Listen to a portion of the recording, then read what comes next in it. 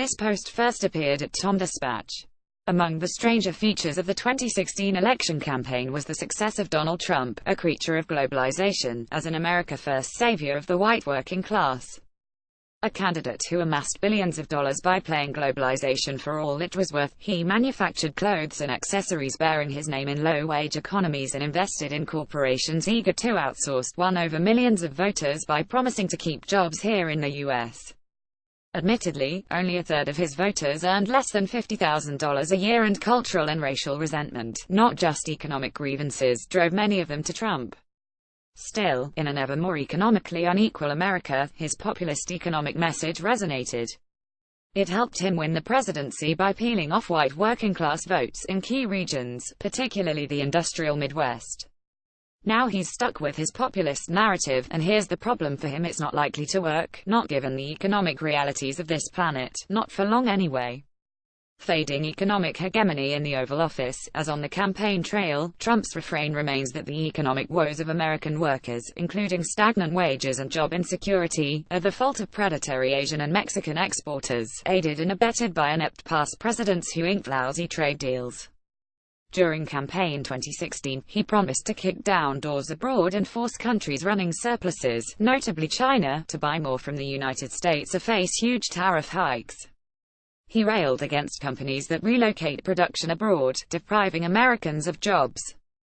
Trump's economic nationalism is, of course, a con job. He did, however, effectively employ the demagogue's artifice, which invariably lies in crafting simplistic answers to complicated questions and creating plausible scapegoats for complicated problems. In fact, workers in industries the United States dominated for decades are in distress because of irreversible historic changes and the absence, thanks to a staggeringly lopsided distribution of wealth and political power in America, of progressive policies that would better prepare them to cope with the changes that have occurred in the international economy. But first, a little history. For nearly 3 decades after World War II, the United States dominated the global marketplace in big-ticket industries like steel, automobiles, passenger aircraft, shipbuilding and heavy machinery. That hegemony was bound to fade. As a start, America's post-war economic primacy owed much to the ravages of that global conflict. After all, the industrial bases of Japan and Germany lay in ruins. Wartime allies Britain and France faced long, arduous recoveries. But the economies of those industrialized, technologically advanced countries were bound to recover, and by the mid-1970s they had. By then, America's near monopoly was ending. Between 1965 and 2010, the share of the national market held by America's steelmakers and car makers plunged from nearly 90% to 45%. By the 1970s, they were already complaining about an influx of cheap imports, and lobbying Washington to enact countermeasures. Now regarded as the ultimate free trader, President Ronald Reagan would indeed oblige them. In 1981, for instance, he limited Japanese automobile sales in the U.S. while hiking tariffs tenfold on motorcycle imports to save Harley-Davidson. European and Japanese steel companies would soon face similar restrictions. Seen in historical perspective, Washington's reaction to trade competition was hardly unique. Britain, too, had preached free trade during its economic heyday, until, that is, its imperial predominance began to wane. In the 19th century, the zenith of British free trade cheerleading, the United States relied heavily on protectionism to ensure the growth of its nascent industrial base. As its economic power expanded, however, its own version of such cheerleading began. Now, China is fast becoming an economic superpower.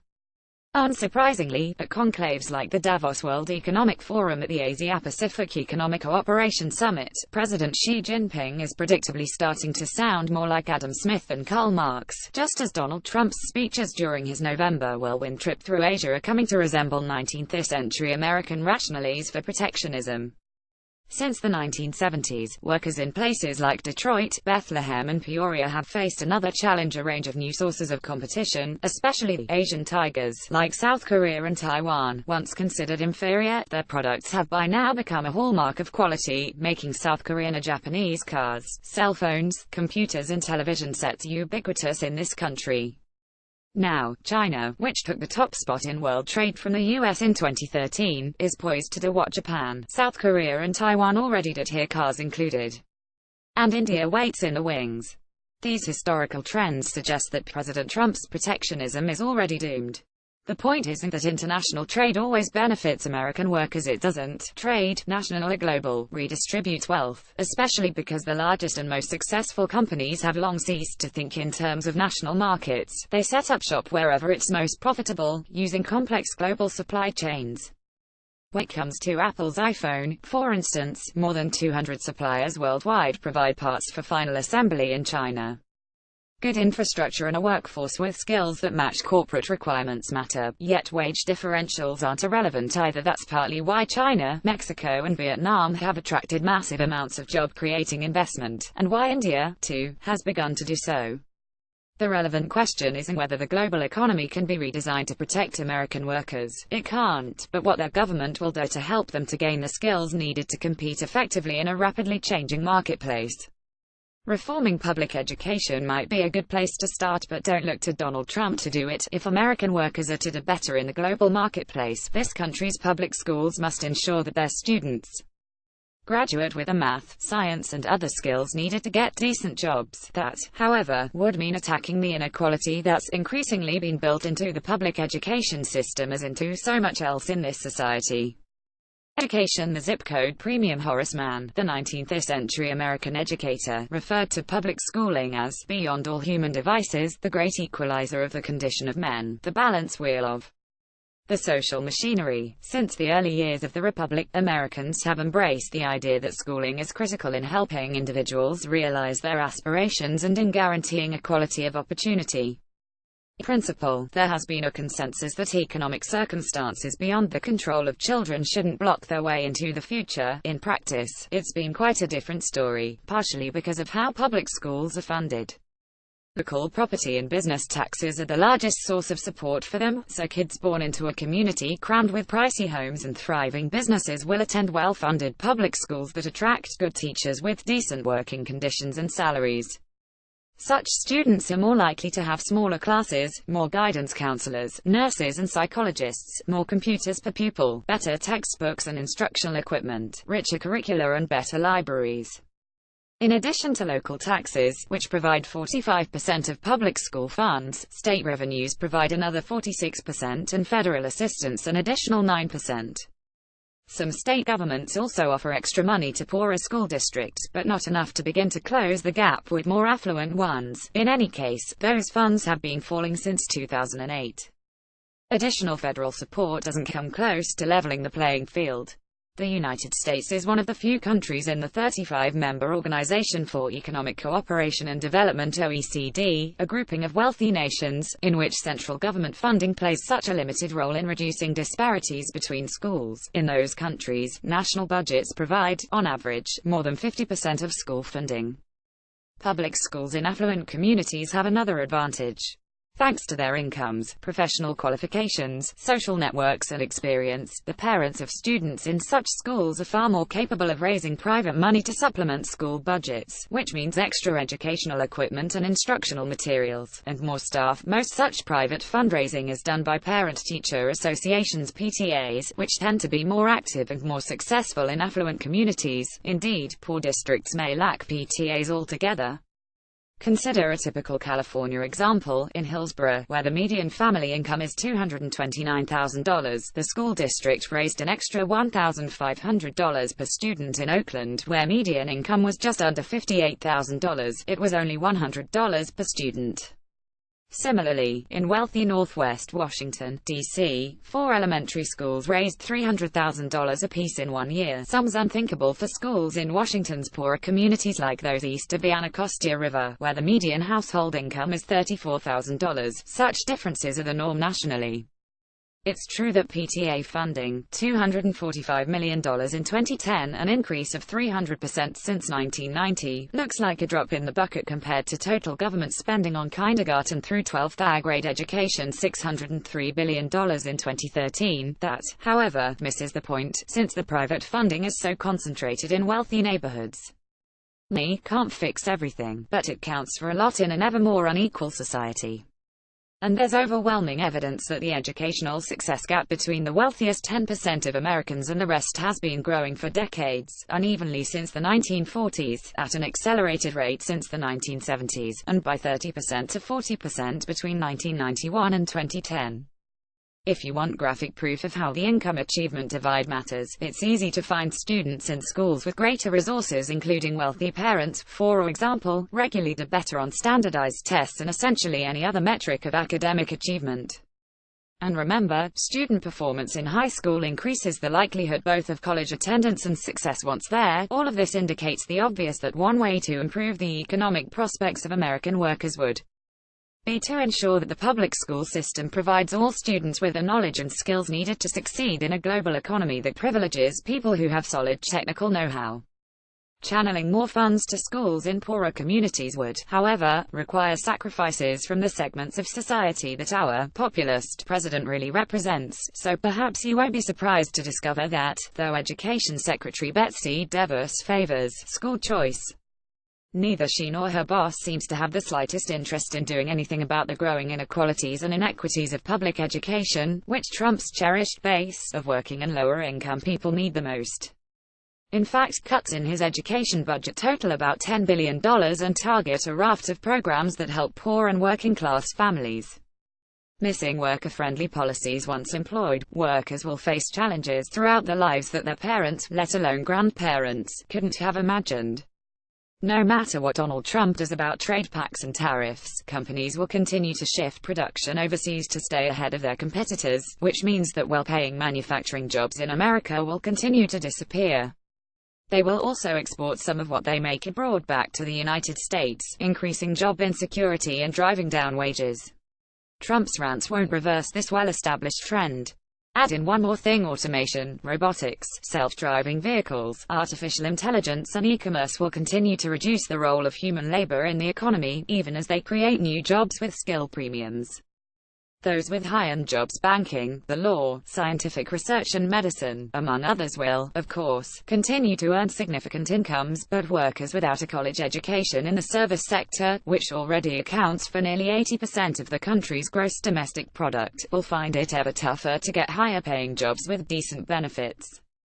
This in turn means they will have an even harder time saving for retirement, paying for their children's educations, liquidating accumulated debts or covering the cost of medical care.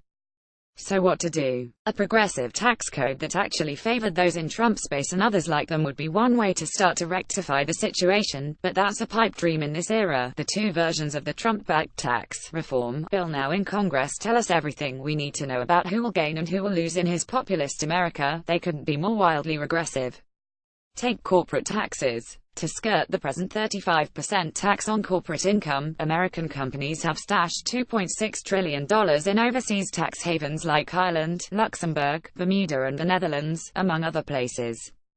If the tax bill passes, corporations will be able to bring that money home and pay only 12% in taxes on it, a bonanza for corporate America. It's been argued that such companies will then invest the repatriated funds here, creating new jobs, but the tax plan offers them absolutely no incentives to do so and imposes no penalties if they don't.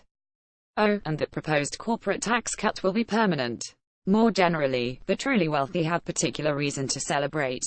By 2024, the legislation eliminates the estate tax, which only they now pay, though it provides less than 1% of federal revenues. Scrapping it would shrink those revenues by $269 billion over a decade. That exceeds the annual budgets of the Food and Drug Administration, the Environmental Protection Agency and the Centers for Disease Control and Prevention combined. There's more: 47% of the gains from the proposed tax cuts will benefit the wealthiest 1% of taxpayers, while the prospective bill won't touch the biggest financial burden carried by young middle and working-class Americans: college loans. Student debt, which has ballooned by $833 billion since 2007, now totals $1.45 trillion. The average monthly payment $351. Republican tax policies further skew wealth distribution toward the richest 0.1%. Big tax cuts that favor this exclusive group are also likely to reduce government revenue, increasing the odds of further spending cuts to programs that benefit workers. Take job retraining. The United States currently devotes a pitiful 0.05% of its gross domestic product to worker retraining, ranking 21st out of 29 OECD countries for which data is available, and prospective budget cuts suggest that there will be no improvement on this front, where the president has already proposed a 40% cut, 21% cut planned for the Department of Labor will, for instance, slash several job training and employment assistance programs, affecting nearly 3 million people. And here's one for your no-goody goes unpunished file. Trump plans to eliminate the Appalachian Regional Council ARC, which since 1965 has provided job retraining to coal miners while reducing poverty and boosting high school graduation rates significantly. 95% of the counties the ARC covers voted for Trump. It's the same story when it comes to apprenticeships, widely and successfully subsidized in countries like Germany to create a skilled working class.